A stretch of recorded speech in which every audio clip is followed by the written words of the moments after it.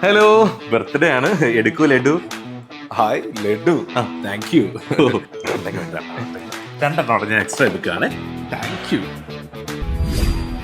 2 laddu extra എടുത്തതിന് ഞാൻ എന്തിനാ റിയാക്ഷൻ ഇടുന്നതല്ലേ?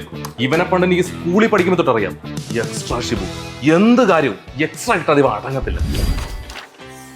ടീച്ചർ, ഒരു എക്സ്ട്രാ ഷീറ്റ് തരുമോ? ഞാൻ ഒരു പീസ് കൂടെ എക്സ്ട്രാ എടുക്കുകയാണ്. ഈ വട്ടത്തെ പ്രൊജക്ടിന് എനിക്ക് എക്സ്ട്രാ പേയ്മെന്റ് എന്തെങ്കിലും? എന്തിനേറെ ഫുട്ബോൾ കളിക്കാൻ പോയാൽ പോലും എക്സ്ട്രാ ടൈമിലല്ലാതെ ഇവൻ ഗോൾ അടിക്കത്തില്ല. ഷിബു അല്ലേ ഇത്? എടാ ഷിബു, ഇതെപ്പോ പറഞ്ഞല്ലോ നീ? അതൊക്കെ പറയാം, നീ കേറ്. ഓ,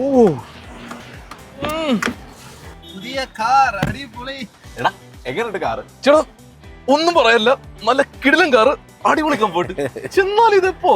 എന്നാലേ ഞാനിത് പുതിയത് എടുത്തതല്ല, മോർണിംഗ് സ്റ്റാർ റെന്റ് കാറിൽ നിന്ന് ഞാൻ റെന്റിനെടുത്ത വണ്ടിയായിരുന്നു. ഇത്ര പുതിയ കാറോ?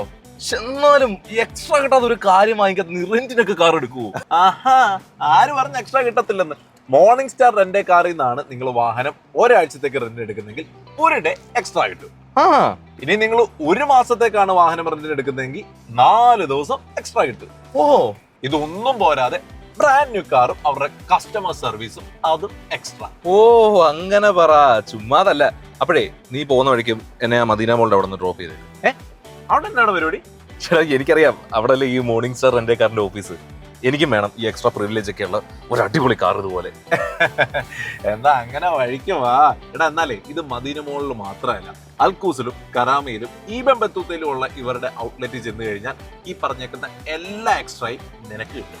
ആഹാ, എന്നാ വീട് വണ്ടി മോർണിംഗ് സ്റ്റാറിലേക്ക്.